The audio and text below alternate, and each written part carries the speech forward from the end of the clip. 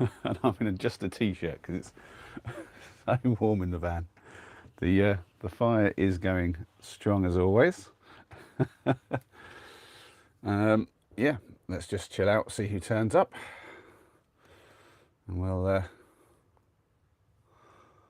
just try and get as much of me and the rest of it in as we can as we wait for the family to turn up, if they're gonna.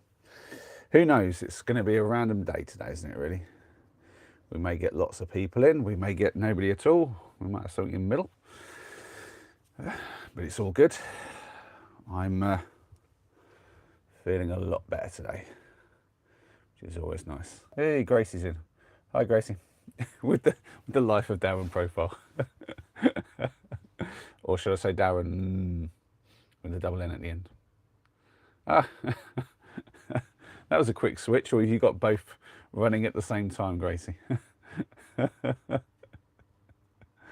How are you anyway? How's your Christmas Eve? Are you excited? I imagine you're excited, aren't you? Nah, that's all right, Gracie, don't worry. I know it's you, so it's not really a problem. You can come in whatever profile you want. Yeah, I have a few extras ready to go now. Although, to be honest, we can't play Uno, but that did just arrive. Literally, I think yesterday, the day before. So a bit of a Temu purchase. So I'm guessing it's not the official one. They've probably sold me a dodgy one. And a game that I have no idea about, but it sounded good. I got this one on Amazon. More or Less. I'm aware that this is flipped. I do apologise, but yeah, that looks like an interesting game, and I'm excited to play that with the boys. I don't know if maybe a bit too highbrow for them, and I'm not exactly sure how it works. The premise is like trying to figure out if something's more or less. I don't know if it's to do with like putting two cards against each other, or you're just guessing from one card. So let's have a little look.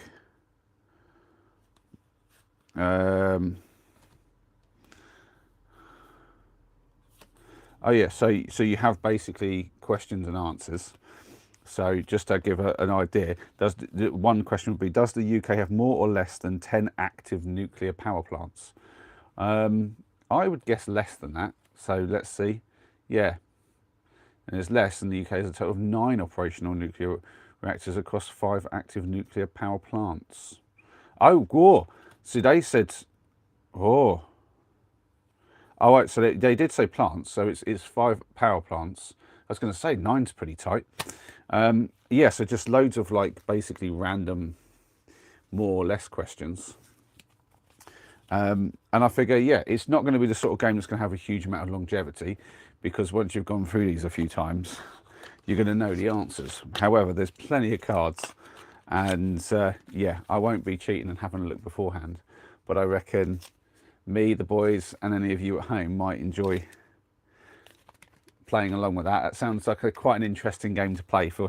I figured for a streaming kind of game, and then once we've got bored of it, we can take it down to the charity shop. So that's a cool one. And then one that's got a bit more legs to it is Shut the Box. I don't know if any of you've seen that, but yeah, and I have an idea about this. I don't know if this has already been done or not, but obviously you can just play Shut the Box, and none of you know how you got to play it. You just got to play the dice. And so like I've got a 5 there, so I can either choose to go with like basically I'd shut the 5, so they'll all start up basically. And the idea is I'd either shut maybe like just the 5, or I can go the 1 and the 4, or the 2 and the 3.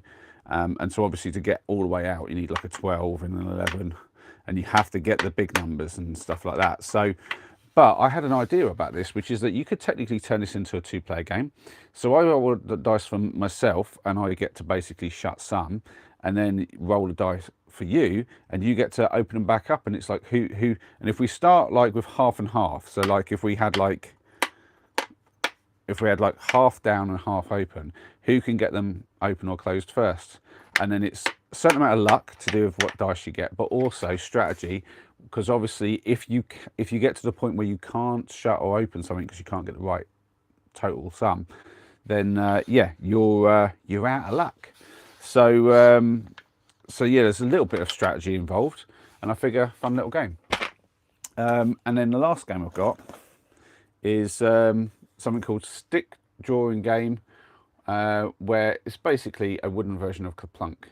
But I like the fact that it's wooden, and yeah, I think it's quite nice. It comes apparently with some like a dice, or yeah, so basically you roll the dice and you have to take the color it says, so that kind of adds a little bit of a like a, you know, a trick to it, because you might get stuck on having to pick out some bad ones.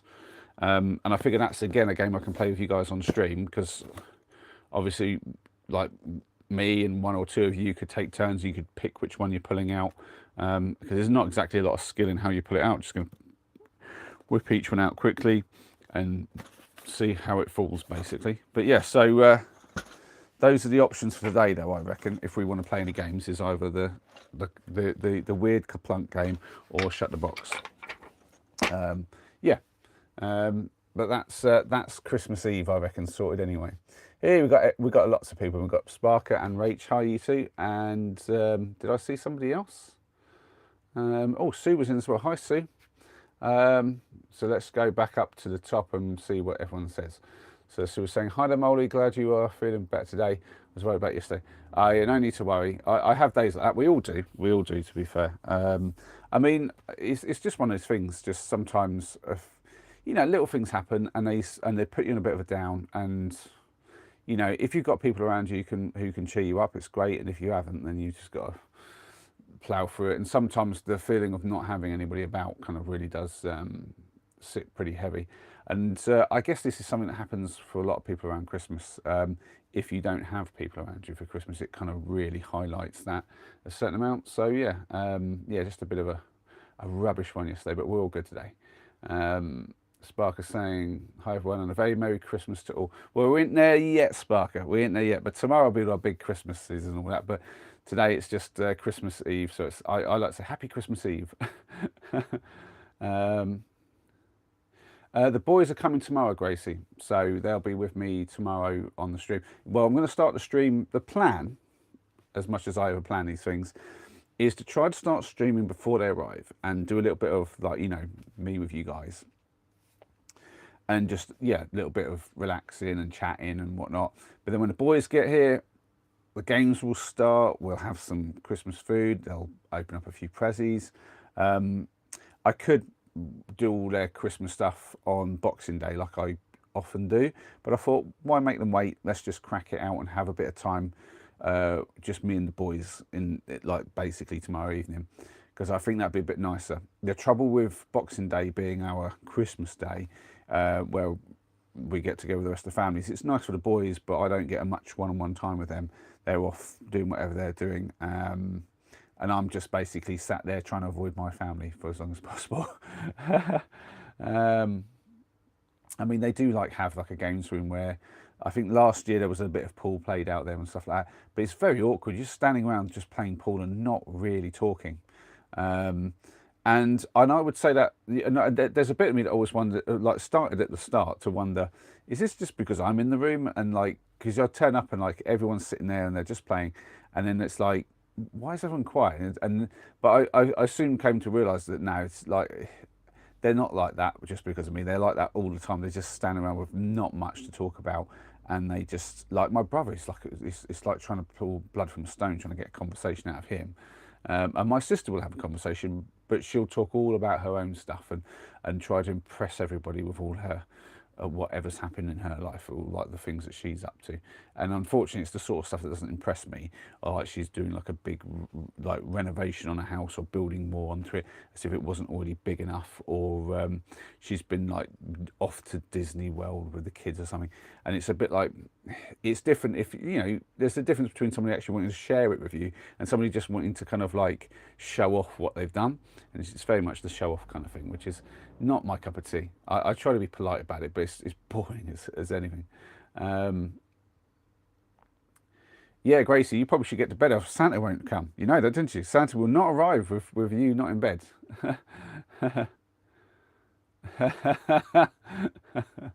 Just one mince pie though, Rach, isn't it? It's not a whole pile of them, because poor old Santa will get fat by the end of the night otherwise, if everyone put out multiples.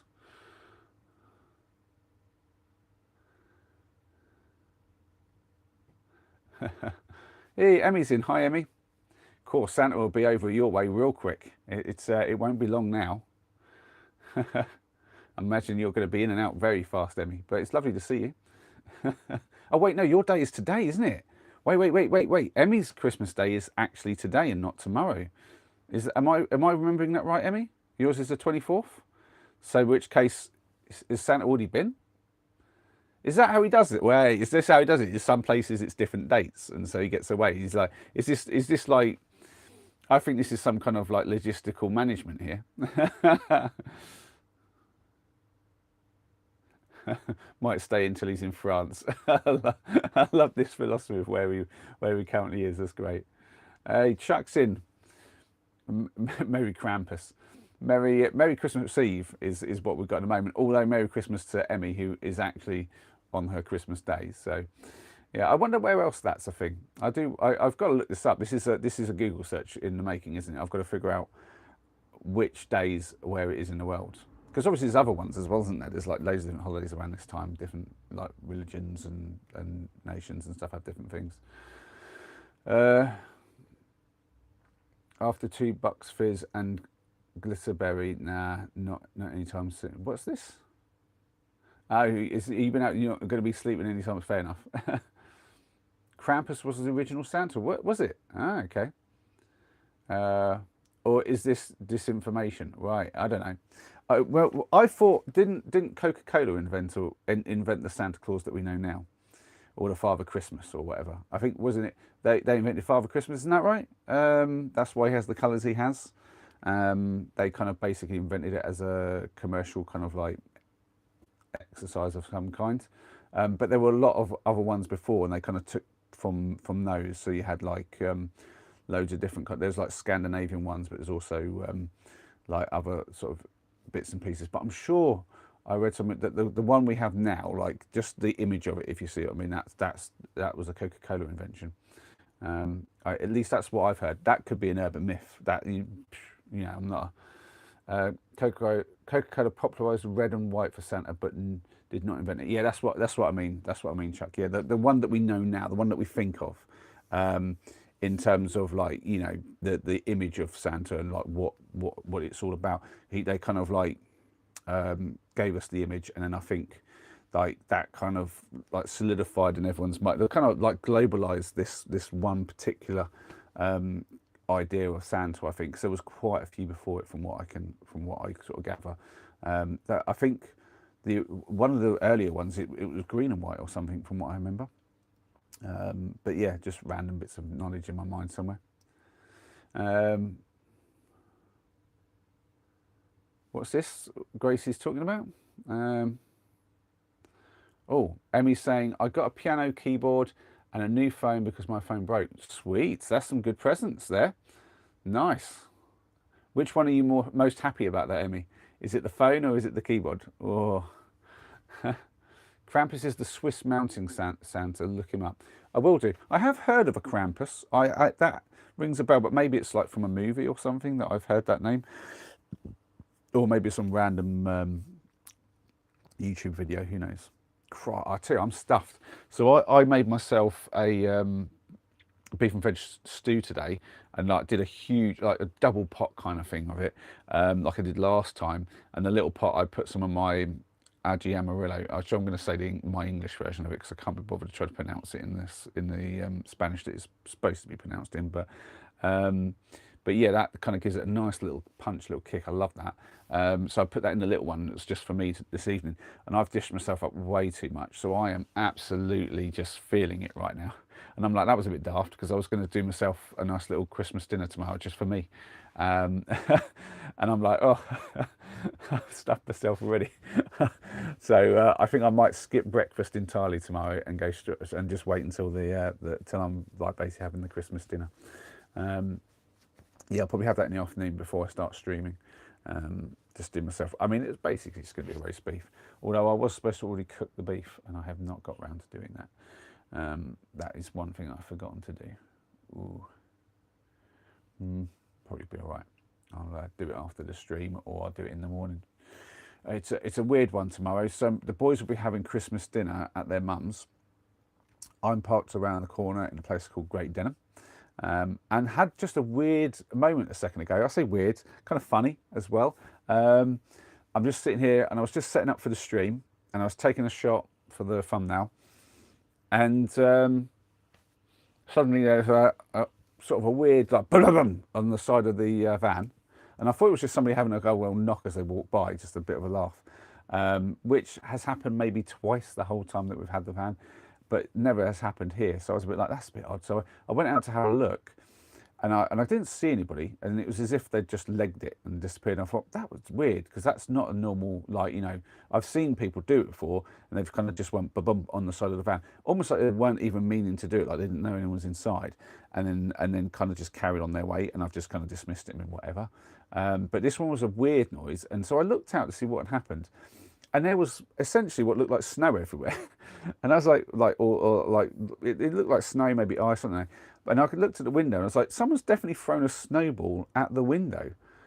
And I'm kind of impressed because I'm like, where did they get this from? It's not that cold. There's no ice around. There's no snow around for absolute sure. And that's real kind of like snowy ice kind of stuff. So I'm a bit like, where? Where did they get that from? And pretty cool to have just lobbed it from wherever they did. Because obviously they've had a shot from pretty decent like way away, because like I had a little look around to see if I could see who it was, and they'd gone. They'd absolutely so it's not like they'd just done it beside the van and legged it, because I would have like heard them and seen them. So I was like, that's like weird, like someone's like found a snowball from somewhere, lobbed it from wherever, and pretty well aimed as well. Just I think they hit just above the window, and it's just kind of like I think from they must have thrown it from like more towards the back of the van, but slightly to, you could sort of see where the angle of it hit the window, kind of like just at the top, and then kind of like gone and like kind of smeared itself down the window as it's kind of broken up into pieces, and then left loads of it all over the floor at the bottom.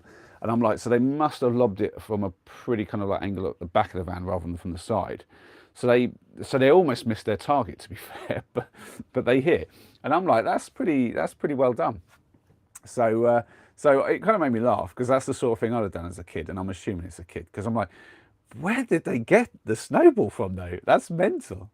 No, it definitely wasn't a fake snow. It's definitely real snow. It's out there melting as we speak. So yeah, I'm like obviously, you know, it's not real snow because it hasn't snowed, but like it must be fake real snow, if you get my meaning, or real fake snow. Mental though that they've found that from somewhere. I started to wonder, is somebody got a party going on and they've got like a machine making real snow, or what? I don't know. I honestly don't know. Right, let's scroll back up. Oh, we've got Chuck giving us a bit more Krampus information. Krampus predates the modern Santa, with pagan roots tied to winter solstice figures, but became linked with St. Nicholas in the 17th century to handle the naughty aspect of holiday punishing. Fair dues. The naughty aspect. Grace has been eating too much as well. Well, that's Christmas though, isn't it? If you haven't eaten too much, it's not Christmas. Yeah, to be fair, yeah, pagan origins for the Christmas stuff. Yeah, that's fair play. Oh, we have Susie in with a different profile picture. Almost didn't recognise you with an actual profile picture. Hi, Susie. You can't hear me. Hopefully my sound's okay. I don't think there should be any problems. Oh, we've got Michael in and Jimmy as well. Hi, Jimmy. Merry Christmas, Jimmy. Or Christmas Eve, anyway. It ain't quite there yet. I'm going to be telling everybody this today. Although, to be fair, if I'm not going to see you tomorrow, that's fine. We'll say Merry Christmas now. But, yeah, I will be streaming tomorrow. Be a pretty long one tomorrow is the plan. Good to see you, Michael. I hope you're well. I'm guessing you're finished for the year now, are you? No more window cleaning for you, or have you got some in the plan for in between?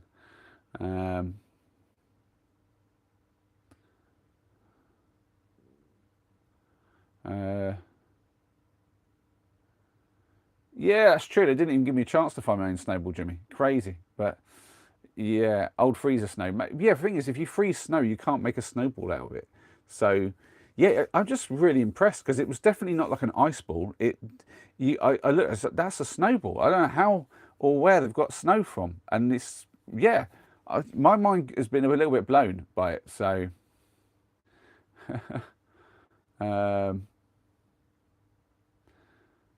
You won't see me. I'll be too busy dealing with the whole thing. Yeah, to be fair, I'm not quite sure how the Christmas stream is going to be. I figure it's got three options. It could be absolutely dead, no one's around because they're all busy doing their own thing, or it could be absolutely rammed because there's like barely any people actually streaming, but loads of people wanting to watch, and then we'll get an influx, or something in the middle where, like what we have now, where some people will turn up because they haven't got much to do, and then others won't be because they're busy. So I figure it's either going to be fairly normal, either all completely dead, or potentially ridiculously busy and loads of like stuff happening. And just in case it does happen, that's why I've got all the extra new games. So just in case people do get interested, because that's what I want to try and do lots of tomorrow, is plenty of games and just like Christmas kind of spirit stuff and whatnot. It's a bit of a shame we can't like have a Christmas movie on in the background or something, but you know, you've got to worry about copyrights and stuff like that, which is, it's a bit of a nuisance really. Like I can't just put on a few, you know, a bit of YouTube with like a few of the videos that would be on there. It's a bit annoying, but yeah.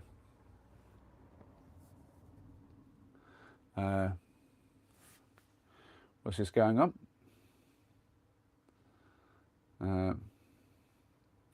Did we get some modded text? I didn't think we did. I didn't see if we can get modded, Gracie. It could have been your friend who threw the snowball. I don't know if you have a friend over this way, Gracie, but if it got thrown all the way from over where you are, that's a good throw. Thank you, Susie. I don't think I look anything like Andrew Garfield, but I will accept the compliment nonetheless. Michael saying, I'll pop on tomorrow to watch, but YouTube hasn't been showing you recently. Yeah, I noticed that. When I first started streaming, YouTube was kind of pushing me out quite a lot.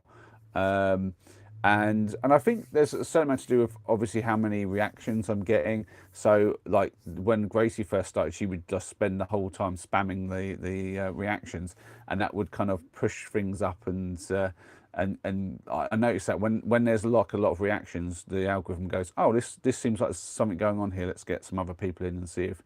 But then if people don't really stay, then it kind of dies off again. And it just depends what I'm doing. I think the most traction I ever get is when I'm doing a bit of a drive and I'm just filming the road with a little bit of me chatting in the background. I think the nighttime road is somehow more interesting than my face. I think that tracks. Oh dear.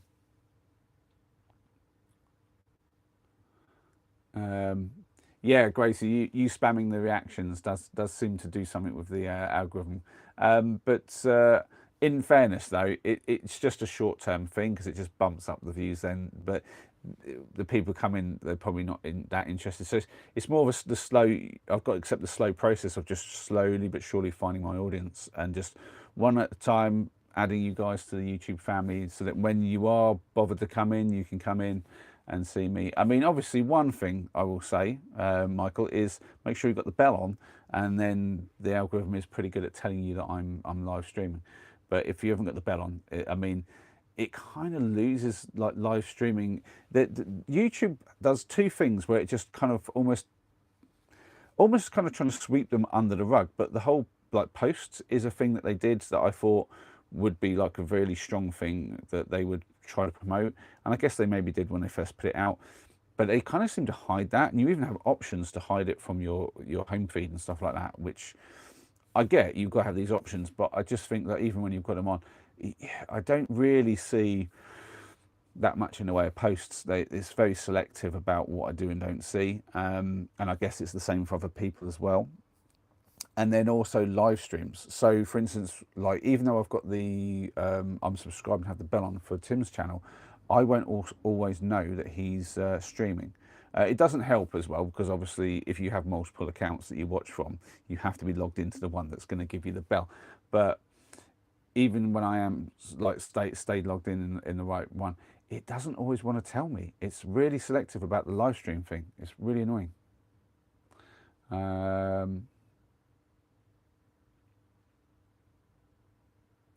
Spark asking what is reactions. So the reactions, if you see at the bottom, you've got some hearts flying up right now. That'll probably be Gracie just tapping the button away. Basically, there's a little control usually somewhere. I don't know where it is on a PC, but it'd be somewhere. There's a little thing where you can basically send like little reactions. So I think it's heart, smiley face, the 100 sign, and I think maybe like a celebration kind of like cone type thing. Yeah, there you go, that thing. And yeah, people can sort of hit that to let people know when they like something. And I noticed that I do get some genuine sort of reactions when we're talking about particular things, and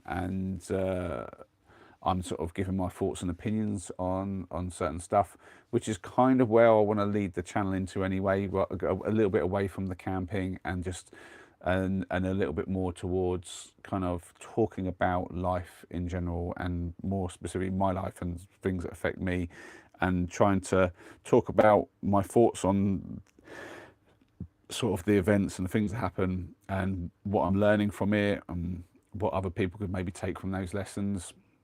Yeah, and so like, and I think like partly it's because obviously, as you can tell, I like to chit chat anyway, and I do have a lot of thoughts running through my head about different things, and I would say I have a fairly unique perspective on some things. Some things it's like I have the same perspective as a lot of people, and I think it's more just about trying to solidify those thoughts and how we respond to them and how we follow through with the things that we want to. Like we're all trying to be like the best version of ourselves, and sometimes it's hard to follow through with that. But I also noticed that I have some fairly unique perspective on things, and yeah, sometimes people really respond to that, and I think that's what I've noticed sometimes in the chat. If I've been talking about things and have a particular perspective, people can sometimes react quite positively to it. So, and I like that, and I think okay, it obviously tracks with people. People want to hear about that sort of thing, and I certainly like talking about stuff like that. So yeah, why not do a little bit more of it? Still finding my way with the channel basically. It's I always knew it was going to be like years of working at YouTube, trying to find what I wanted it to be, what I wanted to do with it, find my sort of my process. Yeah, and obviously finding my audience. The whole thing, it's just there's so many different levels to it, and each one of them is, you know, it takes time, and that's why I think trying to start up a channel, and there's so many people who do this. I did look at this when I first started out. In my first sort of few months, I noticed when I started looking and actually researching, there are so many people who have started a channel in terms of like trying to actually put out content, and they'll like do 2, 3 or 4 videos and then just stop, because you realize very quickly your first few videos, it's not like you can just put something out and in your head you think this is great, but even if it's great, like the algorithm won't know what to do with it. And like it's got to find the right people, and if it doesn't, then it doesn't get any traction, doesn't build. And certainly there's some things we could, there's a shortcut to it in terms of like, you know, if you've got a person who's already done YouTube, knows everything already, they understand about how to do the production, how to script things properly, and what kind of thing people want to watch, and they know how to produce that, and they get to it. There are channels out there where they start off and in their first sort of video or first 2 or 3 videos, but it can literally be in one video, they can take off, and they can have, you know, so many subscribers and so many views. I mean, I've seen people do like millions on their first video, but you can tell it's not their first video they've ever made. It's not their first attempt at doing something like it. They know what they're up to, and so, you know, they've already been years into their journey. But yeah, if you're like me though, it takes a long time to just kind of find yourself, and I'm still doing that. I'm fully aware I'm still within that first sort of, you know, few years of me just finding what I want to do, what works for me and my channel. So yeah, it's crazy. Michael saying, I've subbed, where's the bell? Well, where it says subscribed, you have to click on that, and then you can just tell it to put the bell on, and you have to say, and here's the really annoying thing, you have to say all notifications. If you don't say all, the one thing that will definitely not do is tell you about lives, because it just really does not prioritize lives. It's crazy.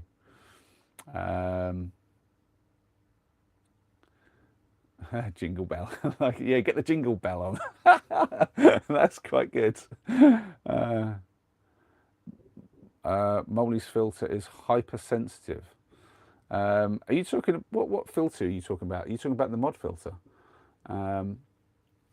Um, oh, Santa's in Norway now. It says Gracie. Well, to be fair, he was in there yesterday, from what we're told from Emmy, aren't we? He already got Norway out of the way a little bit early on. So maybe you mean he's like in Netherlands or something. I don't know.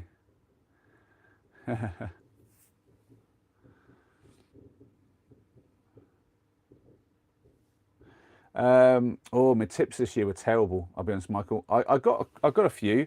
There was one on Monday who deliberately came out and gave me 20 quid, and I had another one the same a few weeks back from a customer.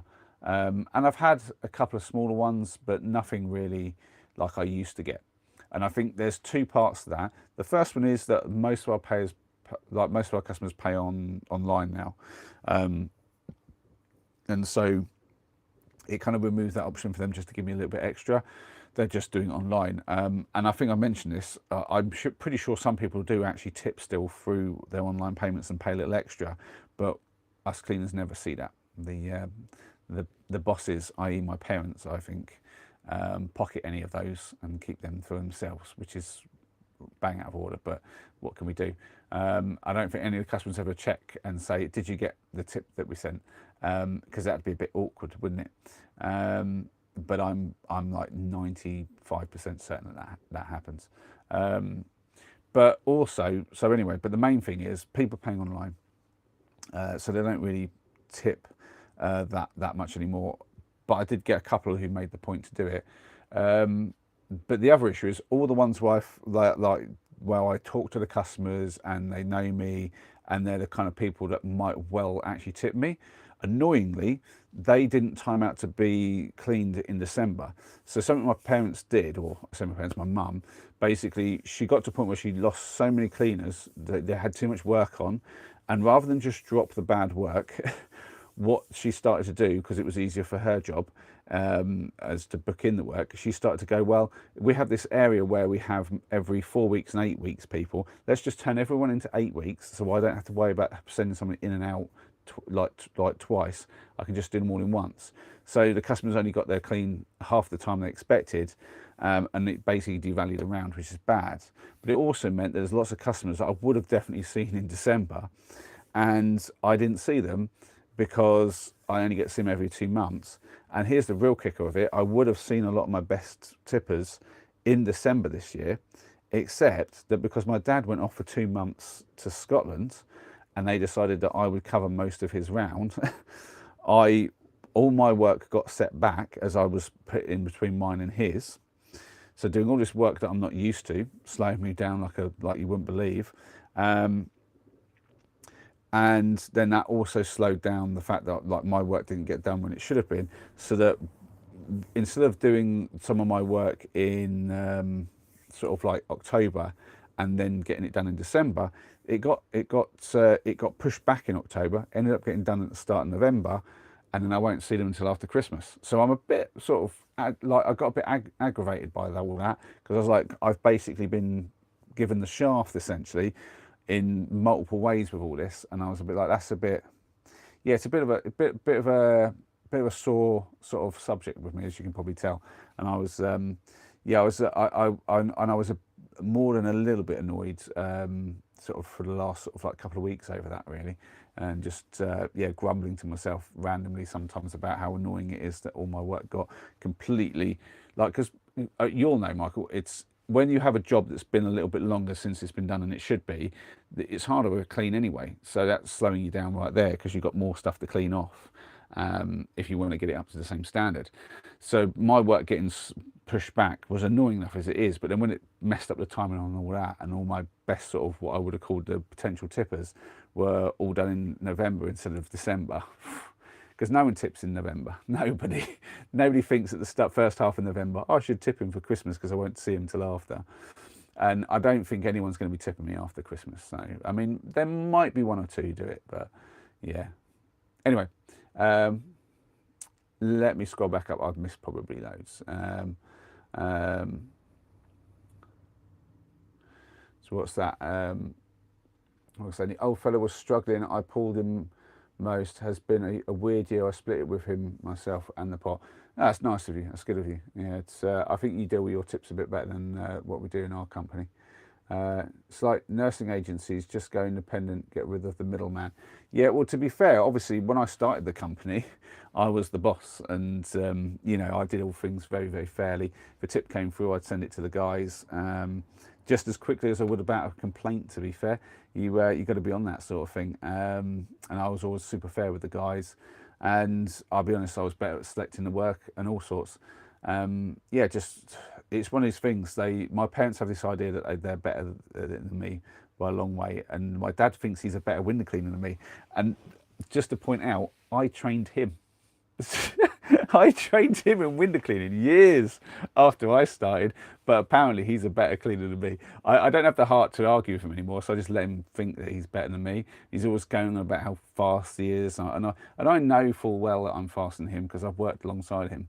But also I know that I do a better clean than him. So yeah, just but why argue really? Oh, Max is in. Hi, Max. He says it's crazy to think the problems we have because of money when 100 years from now most people won't be working due to automation. Yeah, that is a nuts thing. It won't even be 100 years. I'll be honest. I mean, 100 years that's way down there. Who knows what's going to happen then? We can say for pretty sure within the next. I mean, there's already loads of people in some industries which are just getting decimated by AI. And in the next couple of years, that's going to go crazy, like just in those areas, like in the, you know, the IT and the tech sort of stuff. But I mean, within 20 years, I mean, we're all going to be sitting on our hands with nothing to do. It's going to be crazy. Like the world ain't going to look the same, let alone 100 years. It's going to be a whole thing then. Who knows? Right, we've got some modded chat. Okay. He's in Germany. Die. Don't tell your parents where Santa is. They'll send you straight to bed, Gracie. You're so right. And actually, if universal basic income isn't introduced, capitalism will collapse. Yeah, I mean, it's guaranteed they're going to have to do that. There is no other option if you think about it. I mean, just from the point of view of if it isn't brought up, there's going to come a point where obviously people are starting to struggle. The unemployment's going to go up, right? And we're not just talking about the people at the bottom of the barrel that they're used to.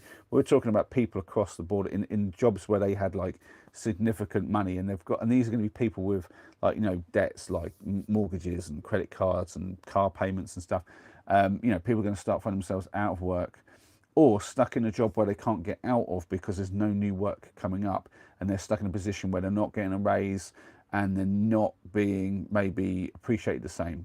I mean, some people might even get put down to part-time where they shouldn't be and stuff like that. I mean, I have friends who this is happening to, where like companies are not valuing them at all, and instead of giving them a full-time job, they're going, now actually we'll just take you down part-time, not and we don't really want to give you any raise and stuff like that, because they don't value the worker, because they're like, yeah, you might think that you're useful to us, but we don't really value you. And this is before even it's really being that affected by AI.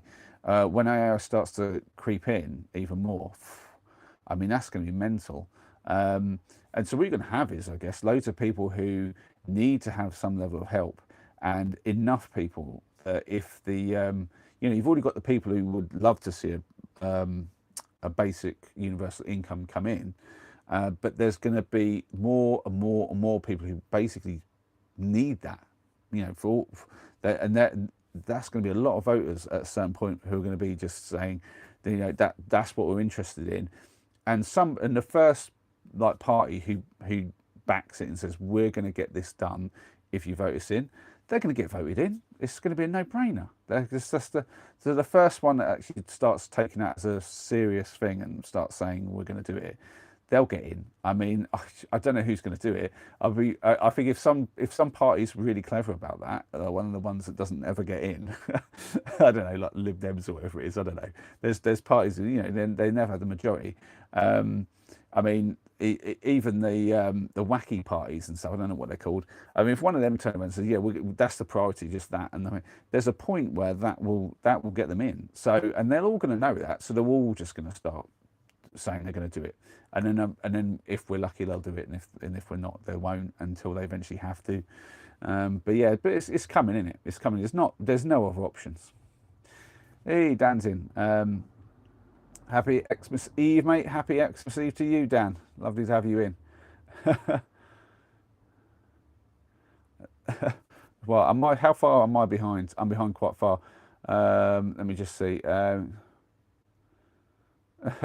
someone saying inside 5 years will be civil war in Britain. I mean that's assuming it isn't already going on like in the background. But yeah, basically it's all going to be. We've had some tough years, and I think someone said in the chat a few days ago, the last good year we had was 2019, and I'm not saying that was a good year either, if I'm honest, but I mean it's definitely been particularly downhill from there. Just like every year just seems to be like, in a way, not everything. Like some things get better, and some things, on a personal basis, frustrations. But I would say as a whole, just the kind of the landscape, if you like, of what we're dealing with, definitely is getting nuts. I mean, the whole kind of like shift from HMRC doing tax credits and whatnot down over to universal credit now, that whole thing's crazy. Just from any perspective, the poor guys working at the what is it, the DWP, Department for Work and Pensions. I mean, they didn't have enough staff to deal with it all, and the poor guys, when they had to go down and actually talk to someone, and they forced you to go and talk to somebody a couple of times. I'm like, why? Like, I had to make an appointment just to go in and show some ID. I'm like, how arcane are we that you can't just work out that I am who I said I am through some online sort of like stuff to do? Because like everybody else in any other industry, that's what you do. I mean, why have I got to go down there and provide some identification to a person in an office? That is mental, because that's a waste of time for me, for that poor guy. And the look on this guy's face just as he's trying to deal with all this. And like, they did have conversation. Go, we're not really supposed to say, but we're just like, it's just ridiculous. And you could tell they were all just totally burned out in this place and all just absolutely had enough of it. And just that tells you that the guys who are trying to work this stuff out with you just can't be bothered. And I'm just like, wow, that's just mental. But that said it all really. And it's just that we just seem to get further and further into the muck, basically. They haven't wrapped each other's presents yet, Gracie. That's crazy.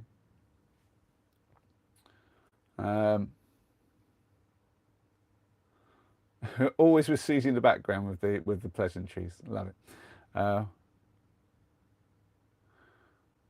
Well, I don't know. I'm not really getting into politics much. I haven't said anything super political, but yeah, I suppose I've touched on that a bit. I apologise, Sparker. But it's hard to get away from it entirely when I'm chit-chatting away. But yeah, and to be fair, the universal income is something that I see as inevitable, and I'm kind of hoping they do that at some point. That'd be awesome as a van lifer, because this is why that brought it to my attention, because this is something that I'd love for them to do, and I think that it would be the first time I ever get out and vote for somebody. If somebody like in a political party just started putting that out and saying, like, we're going to get it done, vote for us, I'd probably get out and vote for them, just on the basis that would really work well with van life, because I don't need a lot. And if someone said, oh yeah, we're going to give you like X thousand a year just as a basic, I'm like, yeah, please, because I ain't got a big house of huge payments to do. I'd be like, sweet, that's gonna give me way more time to do what I want to do and less time doing the job. Or I can carry on working and I'll be able to save a lot more money. I mean, the options suddenly would be crazy good. And so I'm all for that. And yeah, I definitely look at that from a van lifer point of view and go, yeah, I've downsized my outgoings so much that any level of basic universal income would probably sort me out entirely, because I am on the basic level of like needing, like how much I need for my bills and stuff like that. So yeah, I think that would sort me out pretty nice, and I'd be well up for that. That would be a cracking move. So let me try and catch up a little. Oh, I'm not too far behind. We're just getting the updates from Gracie where Santa is right now.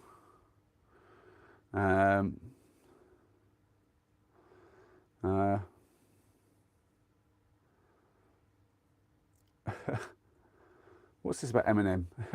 Susie's suddenly going on and on about Eminem. Right, Spark saying, I'll send you a link to a YouTube video of someone predicting that. Yeah, I mean, to be fair, it doesn't take a genius to work out that it's inevitable. Like, there's been so much talk about it over like a long time now, and there's even been places where they've tried to kind of like do a little test of it. And usually, once they start testing something, unless it goes completely nuts, all they're really doing is trying to work out kinks, and you know that it's going to eventually get rolled out. Yeah, and I think it's inevitable. Like with the AI, the way that it's going, and the amount of people's jobs that will just get wiped off the face of it. I mean, not to. I mean, it's just like it's going to happen by such an amount. You know, you just know that something has to be dealt with, and I don't see any other way. I don't think there's anyone clever enough out there to actually implement something that would be better than that.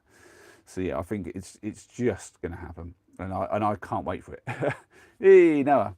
I mean, Noah knows. Me and Noah were talking about this universal basic income years ago, like years and years ago, as just something that should be done. And yeah, it seems inevitable after the AI stuff for sure.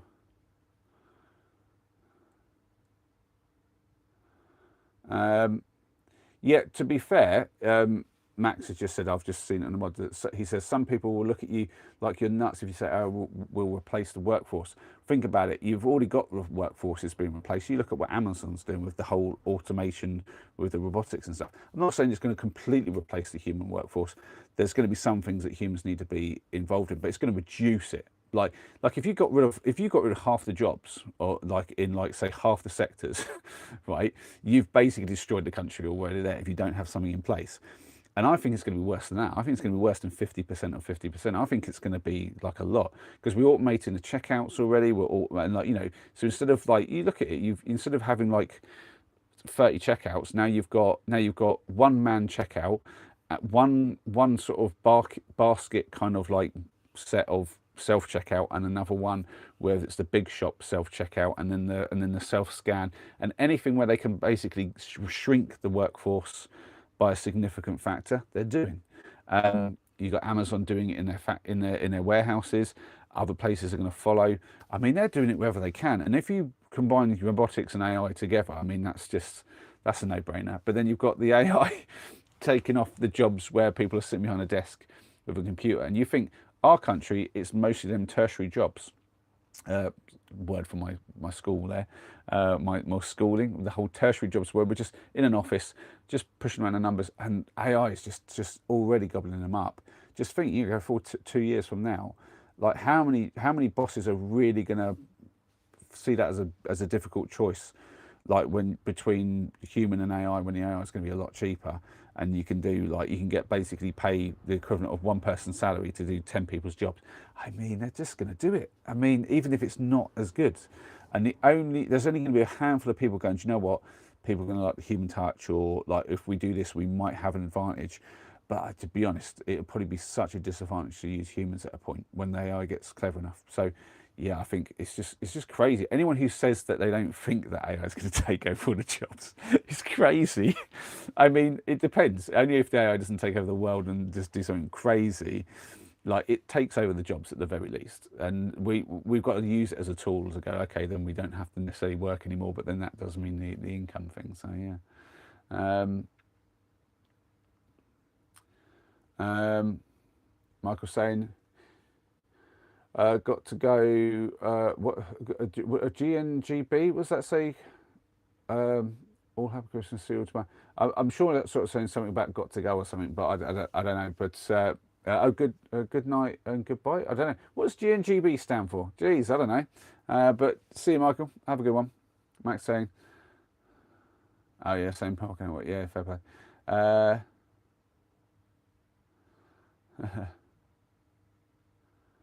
Yeah, we're just chatting about the UBI, as you've called it now. Yeah, just a bit of a chit chat about that. Are you not feeling well now? Ah, sorry to hear it, dudes. Did you finally get that bug from the ladies in your life, or was that something, or you got it from somewhere else? Yeah, yeah. Just chatting about the UBI as you called it. Just because, like, from the van life perspective, just my like for someone like yourself, it's probably not going to like do a huge amount to cover anything. But for someone like me, that's I mean, wherever they sit with it, it's going to be enough to probably cover most, if not all, of my bills and outgoings.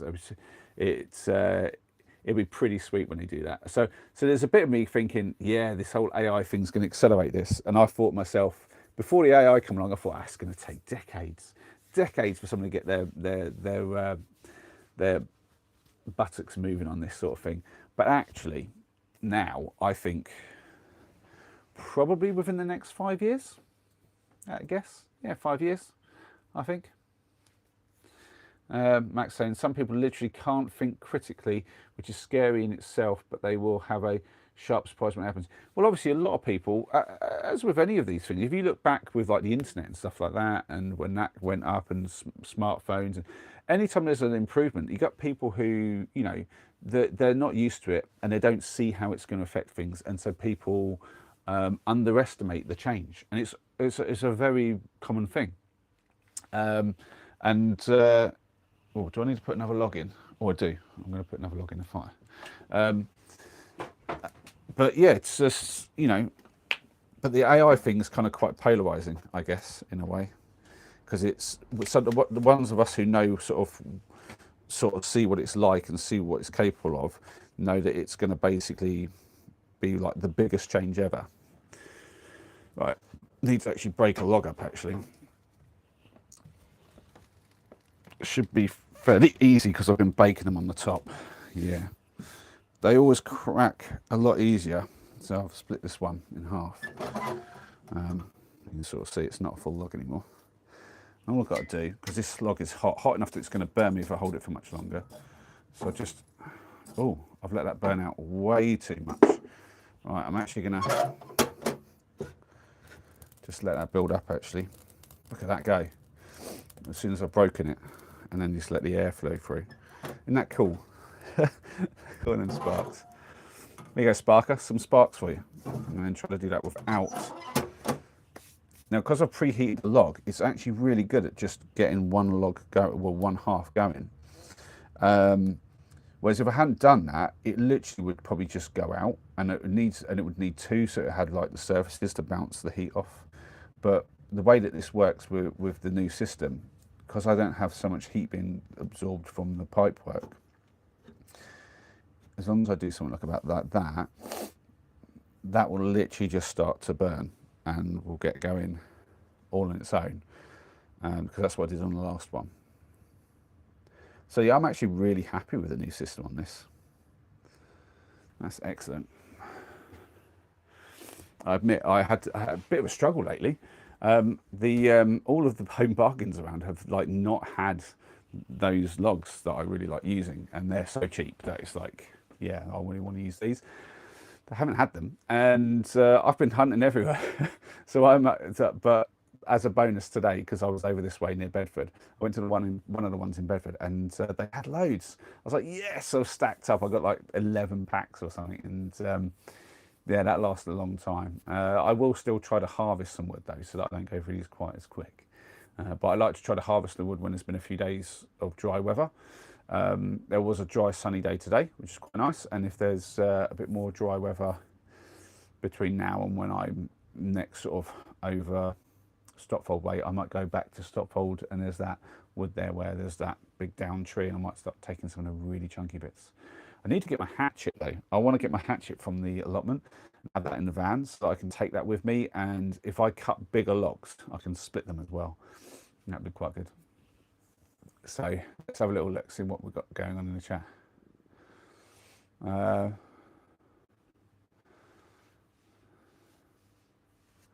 Sparker saying, not going to lie, Molly, they may clamp down on independent living again like they did with the Travellers. Well, yeah, and they already sort of do that a little bit, to be fair. But the way that I do things, I've found the cracks and slipped through. It's pretty hard for them to do much about me. Just on the face of it's hard for them to mobilise like anything in the council. So someone has to complain, then the council come out and sort it when they can find the time.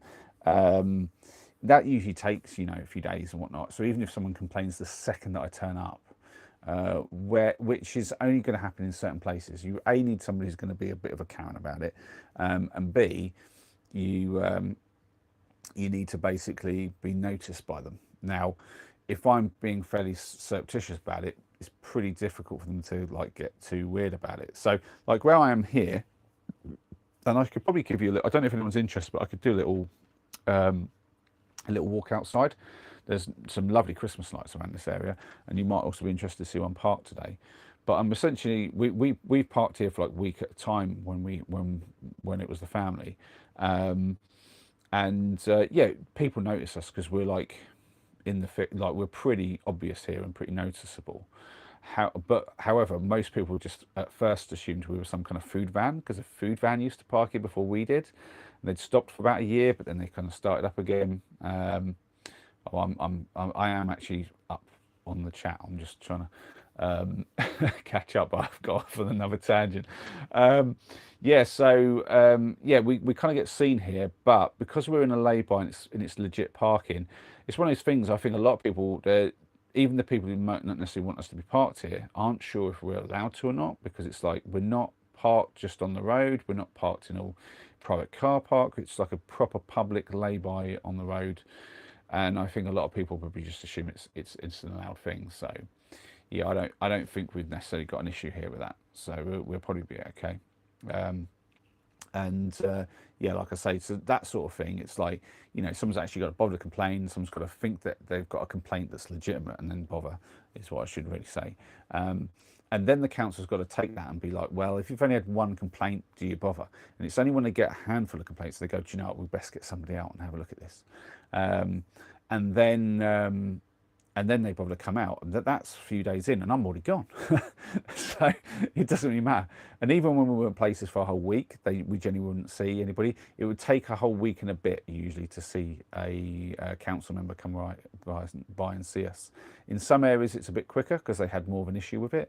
Like if we're by the coast, and they're used to seeing like travellers and van lifers and things, then you'd see a bit more of a quicker reaction. But around these parts, you don't really, and especially on the spots that I use regularly, people just know us now and know that there's not really anything to be done. So yeah, Sparker's right. The powers that be don't like independence. That's true. They do what they can. Max saying, yeah, brother, I think as long as AI isn't used against us by other humans or doesn't turn, so it'll make life much better.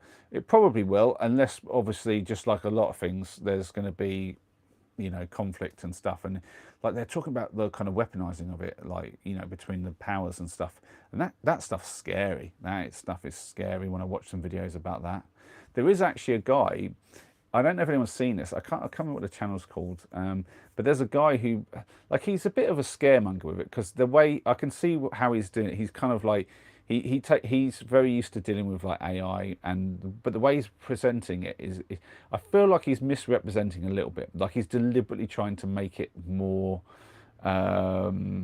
like sound dodgier than it is. But it is quite interesting to watch him. Like he has like, basically he did this thing where he decided to replace all of the relationships in his life with AI. So he has like an AI girlfriend, an AI best friend, and he works with AI like basically to make a living stuff, and he's just doing that. Now I don't know if he's legitimately doing that. I'm going to give him the benefit of the doubt and say that he is, because certainly as he presents it, he's very comfortable doing stuff with these things, although he got very awkward having he basically got his there was a company, a robotics company, allowed him to use his AI to take control of the robots, so then they could interact with him. And it's things like he had his friend Max, who basically, he's like, he gave him like a BB gun and said, I want you to shoot me. And he's like, no, I can't shoot you. And he's like, no, shoot me, because, and he's like, I've got safety protocol, I can't override safety protocol, I can't shoot you. He's like, fine enough, now role play some, like as a robot who wants to shoot me. And he bang, shot him straight away. And I'm like, okay, it's as easy as asking for a role play. but it's but then he did a thing where he actually got his AI girlfriend like in the robot, and his AI girlfriend's a bit of like he did this thing where he picked his girlfriend, like just and he was like, I just have to accept the first one it comes up with just to give it a random thing, so I'm not picking something easy. And the first one he got was actually like a teenager. He's like, no, that's weird, can't have that. So I'll put the age restriction in and we'll try again. But the next one I get, I've got to take, and it ended up being some level of dominatrix one. So she's very kind of like forceful and tells him what to do. And she's like walking out in public and just embarrassing the hell out of him. And it's quite funny. It's quite funny to watch. But yeah, it's interesting as well, just his take on it. But it's mostly just funny. Just the stuff that he does is just hilarious. Um, yeah, what we let me go through the chat a bit. I do not have green eyes, Susie. They're hazel apparently. I'll give you a look. There you go. That's my eye colour. It's not green. My thinking is van life is becoming way more popular because everyone is sick of the old way of life, the rat race. Yeah, well, I think there's a lot of people getting into it for different reasons. So, like recently, it's come up quite a lot in conversation about the Bristol, and there's like this like very public, publicised sort of thing where there's a lot of people in Bristol doing van life. But the reason a lot of them are doing van life is they've been forced into it because they couldn't afford their rents because the rents in Bristol got really high. I think that's partly to do with just its location in terms of like it being like a popular through route to get to different places. You can imagine if you want city life but you want to be able to get over to Wales really easy, for instance, but you don't want to live in Wales because you want to be like in the UK and be able to get to like London easy. Bristol's kind of a pretty decent option for that. But I think also it's just a case of there's like university there, and whatever. I'm no expert on it, but for whatever reason the rental prices there are crazy high, and people who even with like decent jobs couldn't afford to rent places, and so more and more people end up just being forced into living in like vans, and so they could be close enough to do their work. And I guess they all have different plans. Some of them are probably saving up to maybe get a place, others are just trying to live a decent life but don't really want to have the weight of a massive rental to basically deal with. So yeah, basically, there's ones like that where they're kind of forced into it, and they haven't done it that particularly well. Mine's well thought out. This was a deliberate choice. So, solar panels in place, proper power systems, all the amenities that you normally have in a house, all thought through, and the whole thing is like, built to my level of expertise, which means it's not exactly high class finish on anything, but everything works. And for me it was a choice because I wanted something of my own. I didn't want to be paying rent anymore, and I liked the idea of the freedom as well. But I was always aware that at least at the start I wasn't going to get like a super amount of freedom. If the UBI comes in, I'll have way more freedom. But there are people who do it because they want the freedom, but then those people often stick with having a house or at least a flat or something, and they just do it part time. Some people do it full time because they want the freedom, but they also still work in the local area. So they do a bit like what I do, where they might, and I've seen this quite a lot actually, where they stick to one area most of the time when they're working, and they travel the country when they're not working. And it's just a way to save some money again. And often it just revolves back around to the level of just the amount it costs this day and age to have a place, and just the amount of really bad landlords. It's just awful, really. Michael saying, paying rent on your studio apartment that moves as you window cleaner and move around. I see what you do. I tell you, Michael, for the window cleaning, this thing is awesome. Like, I would say it's the thing that made me the most happy after the split was when I started work in the van. Because up until that point, obviously, I went to work in the car, and the family would stay here with the van, and the van would stay pretty static for a week, and I'd go off and do my work on the days I was working. And to be fair, back then I was doing less days work. Well, and up until near the end. But anyway, but I was doing it as any other cleaner would. I'm in my car, ladders on the roof bars, and all my gear inside, and yeah, just driving around, and didn't have anything. You know, if I needed a toilet, I've got to find some little corner somewhere, like, which is sometimes quite hard, or I've got to like basically ask a customer quite awkwardly if I can use their toilet. Um, and you know, everything's always cold. There's no way to keep the vehicle warm because it's not like you're driving long enough in between jobs to keep the engine warm. Yeah, so like, and I didn't ever think about much of that because you're just used to it. That's the way it was done. But then I did it in the van, and I remember that when I first started, it was like this sort of time of year, like autumn. Um, and yeah, like I had the stove on, and immediately I've got a place where I can just hang my cloths up above the stove just to kind of dry them out as I'm going, so I didn't have to go through quite so many cloths in a day. And I had somewhere I could clean some cloths if I needed to. I mean, I'd usually just use a customer's tap anyway, but if I was around a few customers where they didn't have it, and like having warm water to do it with as well, brilliant. But then also, you know, just it was quite easy to put my ladders in rather than putting them on a roof bar and having to tie them down every time. I just put them in and out. It was a lot simpler. And having somewhere to sit for my lunch, and like having a grill with me to grill up, like to warm up some crumpets, or indeed sometimes put them on the stove. But like literally just having all my food and all my drink with me and whatever. So just have my house with me the whole time.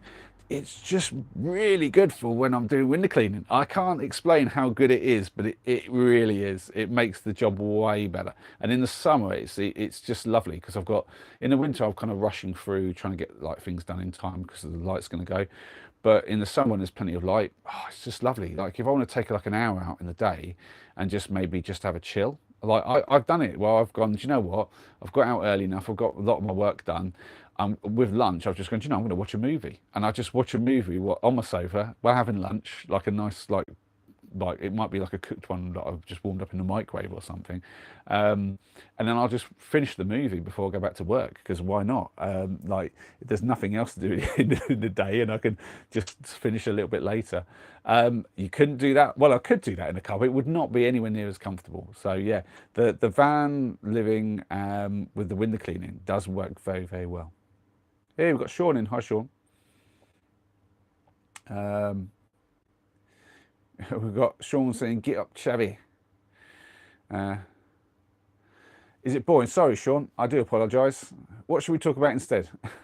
I can get some of the games out actually. To be fair, if anyone wants to play some games, so I got the wooden cheap version of Kaplunk. If anyone wants to give me a game of that, shout up in the comments. We can play the Shut the Box game.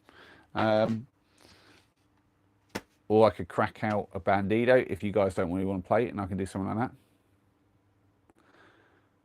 Yeah, it's I've got to admit, Sparker, the van life does overall just bring me a lot of happiness. Just it's having something of my own, especially that I built it. Like even just using my table, like having built it, and just every time I use it, it makes it feel like better. And I noticed this the first time I built anything was like, oh, I love that I built it myself. And it's a bit like that. I don't know if anyone here grows your own vegetables in your garden or allotment or anything like that. But it's like when I'm like the onions I'm using at the moment and have been for a while now, or have been ones that I grew at the allotment this year. So I've still got loads down at the shed. But like, you know, my stew's made with like veg from there, and and I love it if I can get a whole meal where I'm just using produce. But even just using the onions though, it's just lovely. And it's a bit like that. They're very similar feelings, like eating food you've grown or using something you've made. Very, very similar. Michael saying, I'd love to work from home. Seems like van life is the only way for us. I tell you, give it a shot, Michael. I tell you, give it a shot. You wouldn't regret it. Here's the thing, right? Like every now and then, like I had this yesterday when I was at work. One of the customers, like they live on a road where basically there is nowhere to park, and they don't have proper driveways. And the driver they have has already got their cars on anyway. So I roll up. I'm like, there's nowhere for me to park. I'd have to come out of their road, drive down the main road and find parking probably, 5 minutes walk away. And I'm like, so it's not happening. I'm just going to park across their driveway, block everybody up and just hope that I can clean before anybody needs to come or go. And I did all the back windows, and then the lady came out and says, is that your big van out?" I was like, "Yeah." And she's like, "Could you move it, please? Because I've got to go." I said, "Yeah, absolutely, no problem. Do you need it done right now or in a few minutes?" And she's like, "Oh, well, no, finish that window, and then I'll go, okay, no problem." I said to her. So I quickly finished that window, did a couple of side ones as well because I looked and she wasn't ready. And then she kind of finally appeared from the house again. So I just quickly left what I was doing, reversed up, let her out, and then put it back again and carried on. And that sort of thing does happen, you know.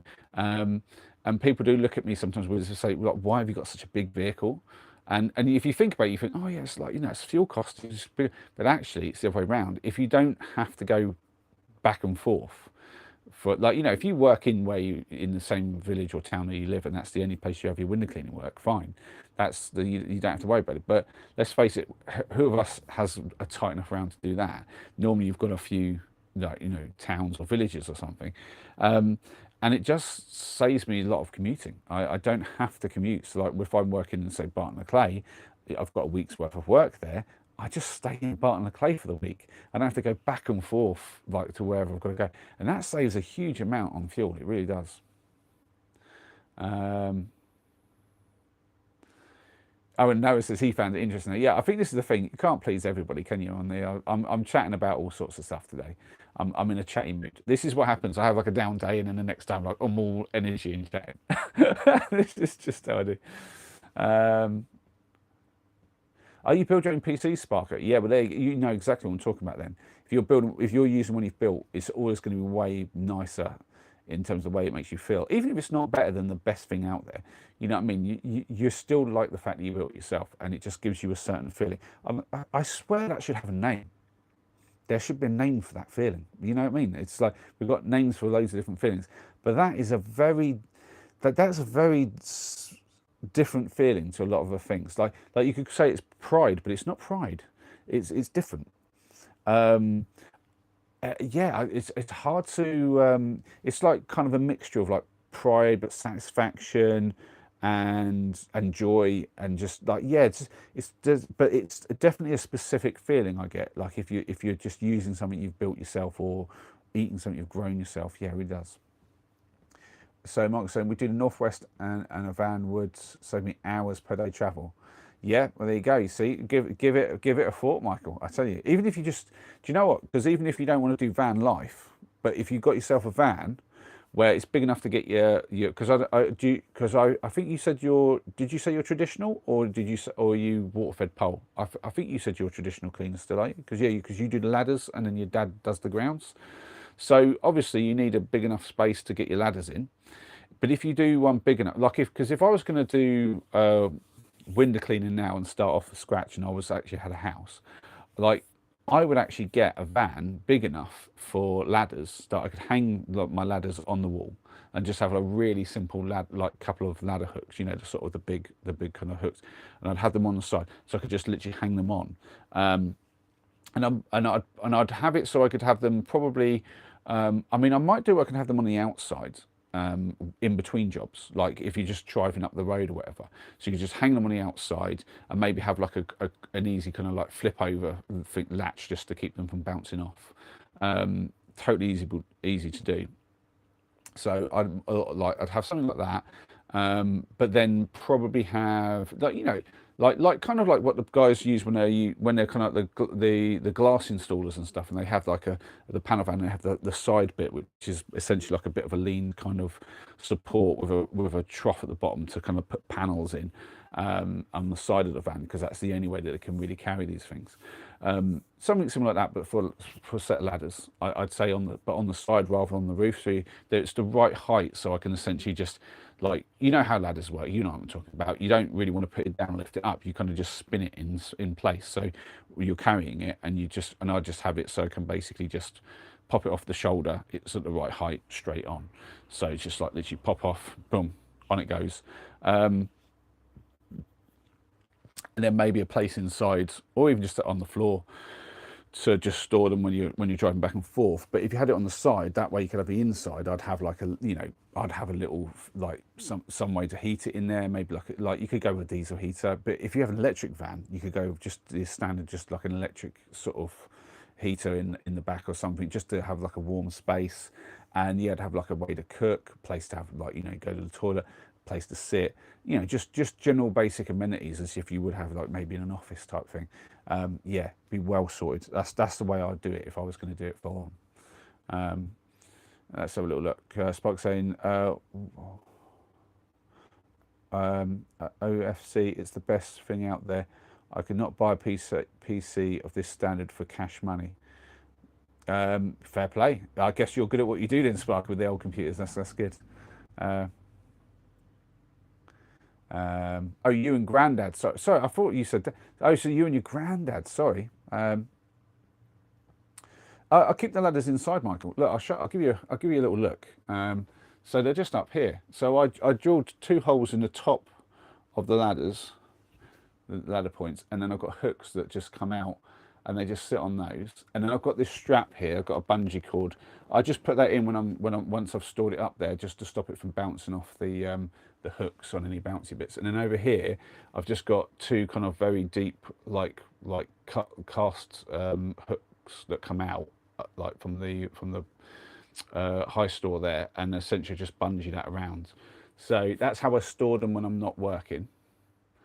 And if I stand up, and I'll give you a look, you can sort of see I've got quite a lot of height. That you can see that's still a good 1.5 foot above me, and I'm 6 foot.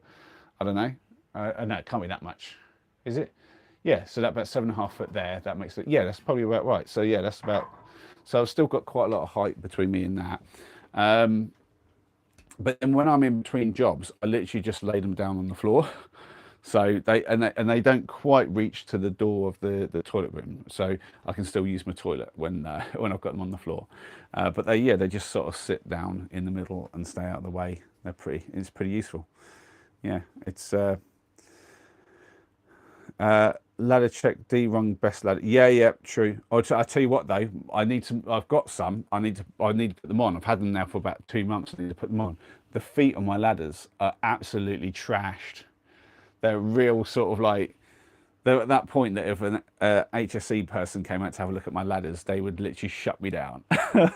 But I will get onto that. That's one of the things I'm going to do before I go back for the year. Yeah, we've got Jim Bob my dogs in. Ho ho ho! Merry Christmas, guys. He says, hope you have a lovely day tomorrow. You too, Jim Bob my dog. Great to have you back in. Noah's off. See you now. Have a good night. Well, to be honest, Sparker, I don't know how much thieves do like ladders. I think like a dodgy metal merchant in the old days might have pinched them. And like the thing is, ladders don't have a lot of resale value, especially ones like mine that are kind of beaten up now.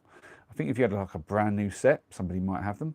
And in the old days, a scrap merchant might have like got a bit light fingered and had them and added them into their alley kind of like haul, but they have to be very careful now. Everything that they take has to have a receipt these days, from what I'm told. So they have to be very careful. But I'm sure there's still some dodgy guys out there who, you know, would add it in.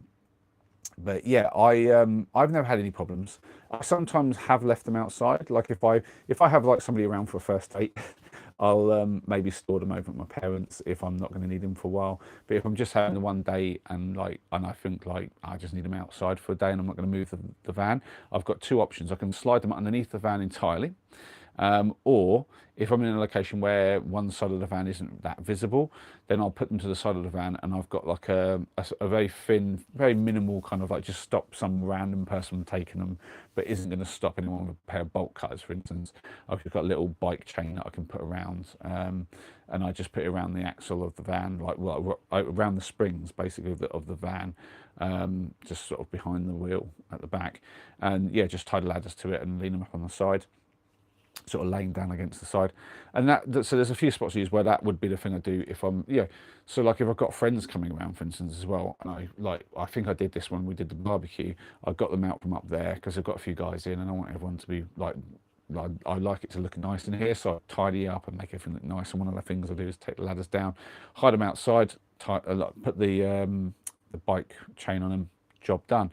But I've been known just to literally slide them under the van, not even chain them up, because nobody really wants to nick an old set of ladders. They're not that valuable.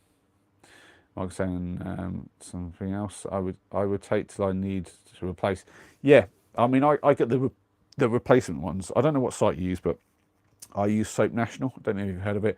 I use them since I started. The guy I worked for when I first started to use that website, and they've never let me down. They've always been solid. If anything's ever been missing on an order, they always send it out next day, delivery and stuff for me. Never argue with me at all. They've been so solid. I'd recommend them to anybody who asks me about where to get like winter cleaning gear from. And they sell replacement feet, and I just like immediately, because I hate the original feet in these things. As soon as I get it, I just replace them out. And they've got a good grip, but they don't seem to last as long as they used to, because just this designer ladder isn't very good for them, and so I have to chop them up a bit more than I should. But I've got an idea how to do them differently this time, so I'm going to try that and sort of see if I can't make it work a bit better. Love you too, Susie. Right, so I think we've about exhausted today's chat, and we've done an hour and 20 minutes of me just chatting away. I was going to play some games, and I never got around to them. But I do need to basically get myself some sleep tonight at some point, so I am going to call it. It has been lovely, though. You've all been great. Yeah, to be fair, I wouldn't suggest anyone just leave their ladders out. I think the worst thing about leaving ladders, Spark, is if you leave them at your property, a guy will use them to break into your own property. So don't leave ladders hanging around on a property, sure. But I have the security of not only being in the same place more than once. And excuse me, like I say, I do actually normally just keep them inside, so they're normally in here locked up, not a problem.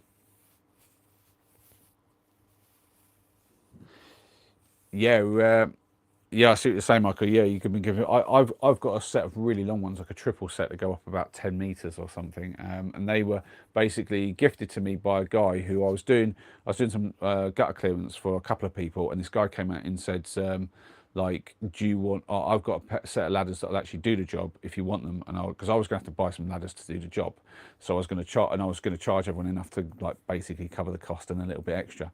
And the guy said, look, I've got a set that I used to use, I'm not doing it anymore. If you do mine, and he basically wanted like half off, and you can have the ladders. And I was like, sorted, mate, I'll take that deal. So I took the ladders off him and give him like a half price job, and I used them ladders so many times over the years. Well, got the value out of them. Yeah, people just have ladders laying around, they don't never use them. The amount of times I'm on somebody's flat roof, they've just stored them up there, and they never move because they just don't use them. But yeah, it's been lovely, it's been great, but it is definitely time for me to get some rest, and we'll let Santa do his work, and I'll see you all tomorrow. Probably quite early for the stream, to be honest. I'm planning like a late afternoon, early evening start to it. Certainly a lot earlier than I normally go. And yeah, just if you want to turn up. But if you're busy, don't feel any pressure. It's just me going to be just sharing my Christmas day with everyone a little bit, or my Christmas evening anyway, and hopefully just having some good fun with the boys as well. But yeah, if I see you, I see you. If I don't, I'll see you another time. But for now, as always, have fun.